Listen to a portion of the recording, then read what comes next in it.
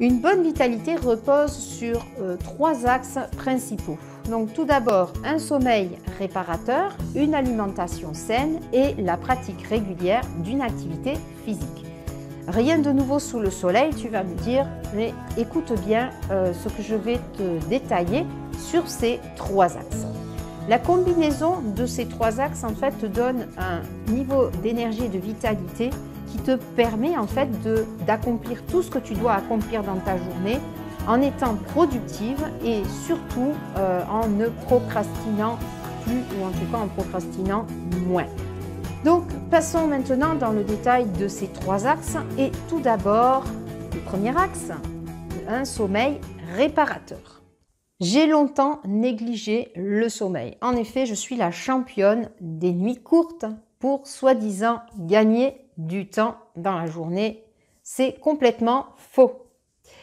Je vais t'expliquer pourquoi. Tout simplement parce que quand on ne respecte pas ses besoins propres en sommeil, eh bien, on se lève avec plus de fatigue, le corps n'a pas récupéré de ce que tu lui as infligé la veille et on repart sur une nouvelle journée chargée et au bout d'un moment, le corps s'essouffle et nous envoie des signaux pour nous dire « Stop, arrête, repose-toi ». Donc au final, on n'est pas productif, on n'avance pas, on a plus tendance à se laisser dépasser par les événements, à avoir des émotions négatives. Donc de fil en aiguille, on n'agit pas dans le bon sens, on ne prend pas les bonnes décisions et surtout on est fatigué, cette sensation de fatigue intense. En ce moment, je vous avoue, j'ai repris des mauvaises habitudes et donc j'ai des nuits un peu plus courtes que ce que je devrais faire et je le ressens vraiment, ça fait quelques jours que c'est comme ça et je ressens vraiment cette fatigue en moi. Et j'ai beau bien me nourrir, j'ai beau bien m'hydrater, ça ne compensera jamais le manque de sommeil de qualité. Et donc, ça va être un petit peu le conseil phare pour les trois axes qu'on va voir dans cette vidéo. Ce qui compte, c'est d'identifier les mauvaises habitudes que l'on a. Donc là, on est sur le sommeil. Qu'est-ce qui fait que mes nuits sont courtes? Eh bien, tout simplement, je fais des choses beaucoup trop tard dans la soirée et notamment, je suis trop tard sur mes écrans et je me couche trop tard. Quelle action je vais prendre pour corriger cela? Je vais petit à petit reculer l'heure du coucher. Ce qui est important, c'est de le faire dans la progression. Si tu veux passer d'un coup, tu te couches à minuit et que tu te dis, ben, mon heure à moi, c'est 22 heures, et que du jour au lendemain, tu dis, je me couche à 22 heures, ça va peut-être marcher une fois, deux fois, mais tu ne vas pas réussir à instaurer une réelle habitude. Dès que tu vas pas trop réfléchir, tu vas spontanément te laisser porter jusqu'à minuit. Et ça se fait de manière tellement naturelle que, comme on dit, chasser le naturel, il revient au galop. Et donc, en fait, ce qui est le plus important, c'est que la bonne habitude devienne naturelle. Et pour cela, il faut l'ancrer définitivement dans ton cerveau. Et le meilleur moyen d'y arriver, c'est de le faire progressivement. Donc, par exemple, par tranche de demi-heure. Si tu as l'habitude de te coucher à minuit et que tu voudrais te coucher à 22 heures parce que tu sais que c'est la bonne heure pour toi, eh bien, tu vas d'abord faire 23h30, 23h, 22h30, 22h. Et puis, chaque palier, il faut s'assurer que ça devienne une habitude naturelle. Et au bout d'un moment, ça sera vraiment naturel de se coucher à 22h. Voilà, ça c'était le premier axe, le sommeil. Donc, il est important d'avoir un sommeil, donc en quantité suffisante, mais également en qualité. Et là, il y a des tas de conseils pour avoir un sommeil de qualité. Je ne vais pas développer cela dans cette vidéo.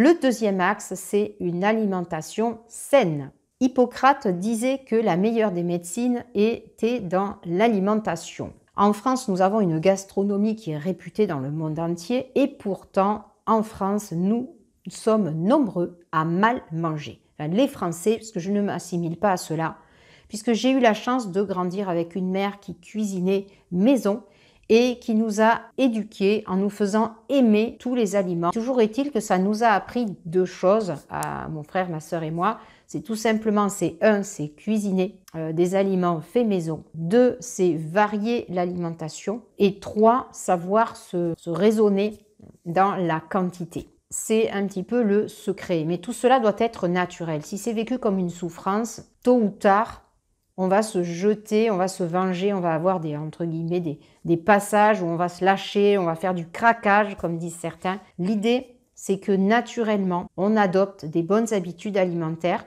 l'alimentation qui nous donne l'énergie dont on a besoin. Si tu as envie de changer ton alimentation, soit pour avoir plus de vitalité, soit parce que tu veux perdre du poids, et en général, les deux vont ensemble, sauf si tu n'as pas de problématique de poids. Tout simplement, il faut réinstaurer de bonnes habitudes. Je reprends ce que j'ai dit sur le sommeil. C'est identifier les mauvaises habitudes, celles qui font que ça va être mauvais pour la santé, et prendre les choses une après l'autre et les modifier jusqu'à ce que ça devienne naturel. Le meilleur des régimes va peut-être marcher à court terme, mais dès que tu auras fini, que tu n'auras plus la motivation et la discipline de ce régime, tu vas de nouveau revenir dans tes anciennes habitudes avec le risque d'être en mauvaise santé, de reprendre tes kilos si c'était ton objectif. Identifier les habitudes qui sont mauvaises, les remplacer en tout cas sur le papier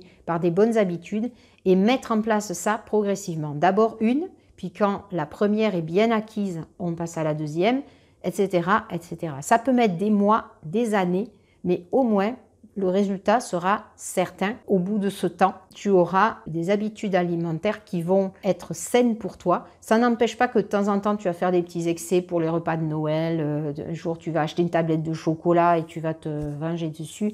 Mais ce qui est important, c'est que tout au long de l'année, tu aies ces bonnes habitudes, et que donc s'il y a une expérience comme ça où tu te fais plaisir, ça n'ait pas d'impact. Et quand tu reprendras tes bonnes habitudes que tu auras instaurées, eh bien tout va repartir sur la normale.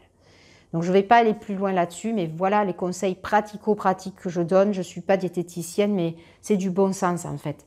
Et je pense que beaucoup ont perdu ce bon sens, donc on revient à des basiques. Écouter son corps, écouter son intuition, c'est la meilleure des choses. Passons maintenant au troisième axe qui est la pratique régulière d'une activité physique. Donc, quelle que soit ta condition physique, à moins que tu sois tétraplégique, et là, eh bien, si tu m'écoutes, je te dis bravo, ça veut dire que tu es super motivé pour faire quelque chose de ta vie, te rendre la vie meilleure malgré l'adversité, et je t'en félicite, continue. Mais si tu as la possibilité de mouvoir ne serait-ce qu'un membre de ton corps, eh bien, il y a toujours une activité physique qui va correspondre à tes envies et à ton corps. Qui dit activité physique, principalement, c'est bouger en fait. Ce n'est pas forcément la pratique d'un sport en soi avec ses règles du jeu, etc. Ça peut être une simple marche, simplement courir, aller se promener dans les bois. Et ça peut être également un sport en particulier parce que c'est quelque chose que vous aimez. Si tu n'as pas fait de sport pendant très longtemps, que tu n'es pas d'une nature sportive, c'est pas de se mettre dans une activité intense du jour au lendemain. Là aussi, on est toujours dans reprendre des bonnes habitudes.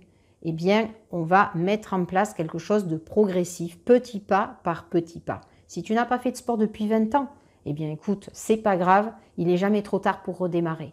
Donc là, c'est simple, tu commences par instaurer un petit exercice 10 minutes par jour, puis tu vas augmenter progressivement 15 minutes, 20 minutes.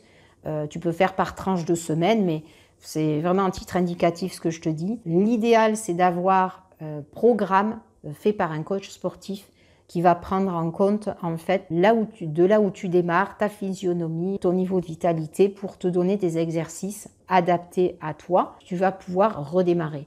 L'idée, c'est d'instaurer une nouvelle habitude. Si tu es un peu trop sédentaire, eh bien, ne serait-ce que bouger davantage ton corps, c'est un premier pas. Ensuite, tu vas implémenter de nouveaux exercices. Tout se fait dans la progression. Il faut que ça rentre dans ta routine quotidienne. Et si c'est un changement trop brusque, tu vas avoir du mal à le faire rentrer dans ta routine quotidienne. Dès que tu vas être un peu dans le rush, eh bien, le créneau sport, il va sauter. Crois-moi, je sais ce que je dis parce que c'est ce que je fais malheureusement encore aujourd'hui. Quand je suis un peu dans le rush, eh bien, j'ai tendance à dire je ferai le sport demain. J'arrive tout de même à faire du sport régulièrement, 3-4 fois par semaine.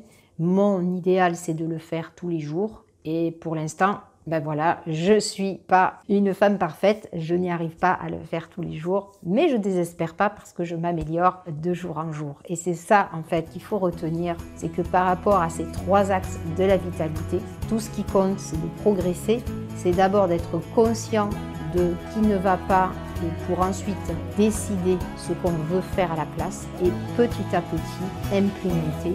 Ne pas se mettre la pression, être dans un léger inconfort à chaque étape. Et c'est plus sûr, le résultat en tout cas sera plus sûr que de vouloir se brusquer, que ce soit pour le sport, pour le sommeil ou pour l'alimentation.